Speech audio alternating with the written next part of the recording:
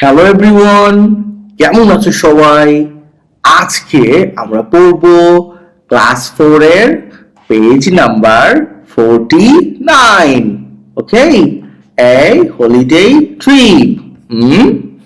তো চলো word meaning গুলো আগে পড়ে নেই। তুমি আমার সাথেই থাকো, ওয়ার্ড মিনিং গুলো প্র্যাকটিস করো এবং খাতায় লিখে তোমার আম্মুকে দেখাও। সেন্টেন্সেস, বাক্যগুলো। এটা এস দিয়ে প্লুরাল করা আছে, বহুবচন, এই জন্য গুলো হয়েছে। আর শুধু সেন্টেন্স মানে বাক্য। ইনভাইট মানে আমন্ত্রণ করা। ফিনিশ মানে শেষ করা। টয় মানে খেলনা। ফেয়ার মানে মেলা। স্টোরি মানে গল্প।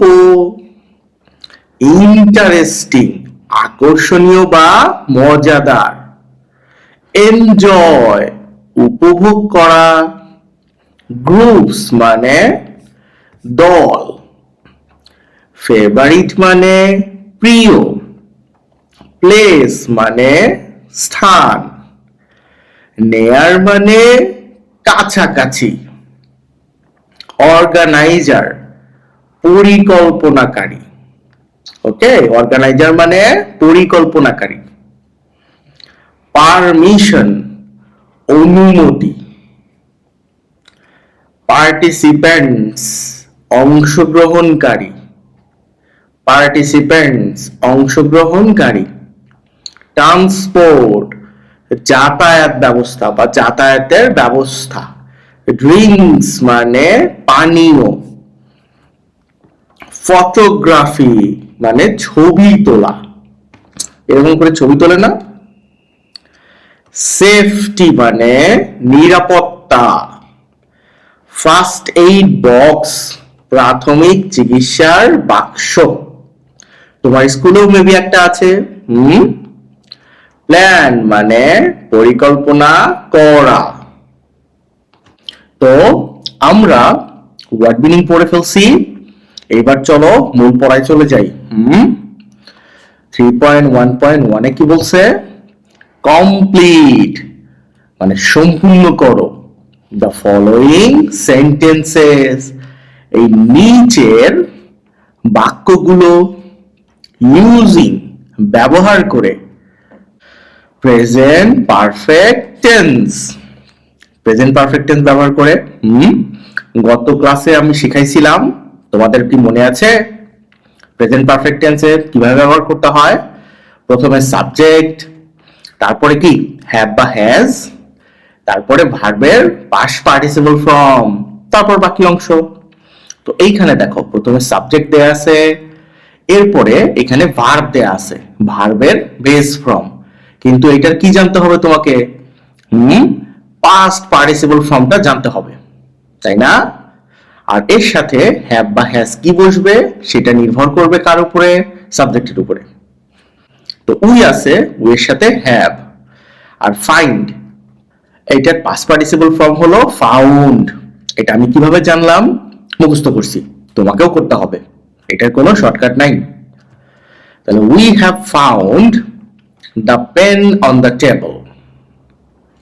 আবার চলো পরেরটা করি। শি, তাহলে শি আছে, তাহলে শি থাকলে কি বসবে? হ্যাজ। দেখছো, হ্যাজ দিছি। আর ইনভাইটের পাস্ট পার্টিসিপল ফর্মটা কি? ইনভাইটেড। তাহলে she has invited all her friends. আবার দেখো হি আছে, হি থাকলে কি বসে? হ্যাজ। তাহলে হি হ্যাজ ফিনিশের পাস্ট পার্টিসিপল কি? Finished his work. পরেরটা দেখো দে আছে, দে থাকলে কি হয়? দে থাকলে হ্যাভ হয়। দে হ্যাভ বাইয়ের পাস্ট পার্টিসিপল ফর্ম কি? bought a toy from the fair. আবার দেখো the story is interesting, এখানে ফুল স্টপ আছে, তার মানে এই বাক্যটা এখানে শেষ।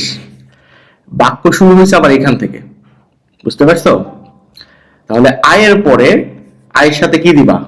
হ্যাভ দিতে হবে। তাহলে আই হ্যাভ, এনজয়ের পাস্ট পার্টিসিপল কি? এনজয়েড। আই হ্যাভ এনজয়েড ইট। তাহলে তোমাকে কি করতে হবে? এটা মুখস্থ রাখতে হবে।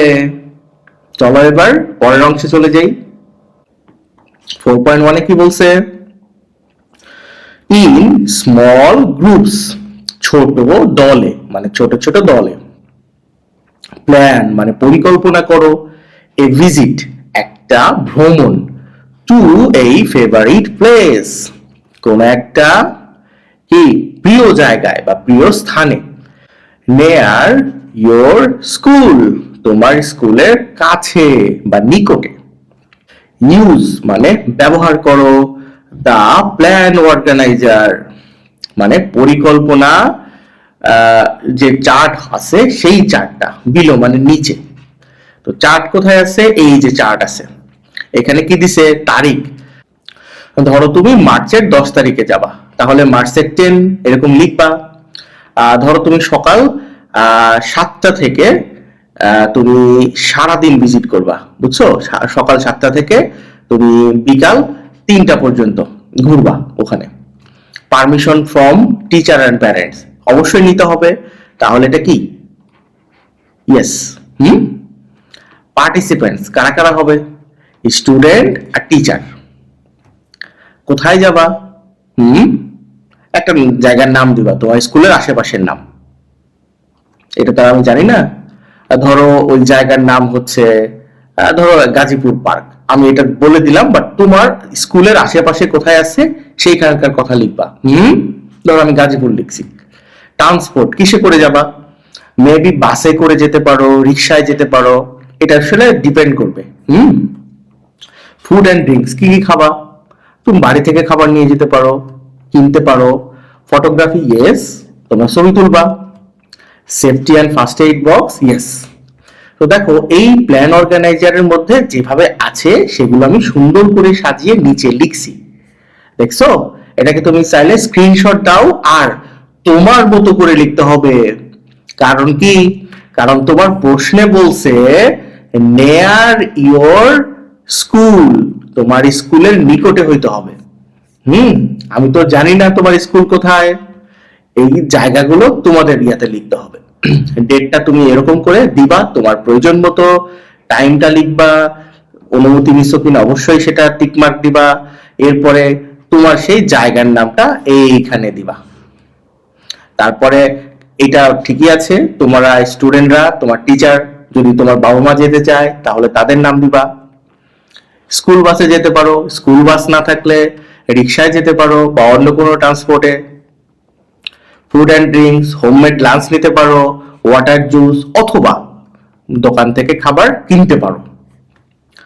আর ফটোগ্রাফি, হ্যাঁ ফটোগ্রাফি, ওখানে যায় কি কি পিকচার নিবা সেটা লিখতে পারো। আর safety and first aid box, yes. তো তাহলে কি স্ক্রিনশট দিয়ে নাও, দিছো? ওকে, তো আজকে এ পর্যন্তই ছিল। ক্লাসটা কেমন লাগছে সেটা আমাকে লিখে জানাও। আর তুমি এখনো সাবস্ক্রাইব না করে থাকলে সাবস্ক্রাইব করে দাও। বন্ধুকে শেয়ার করে দিও। ভালো থেকো।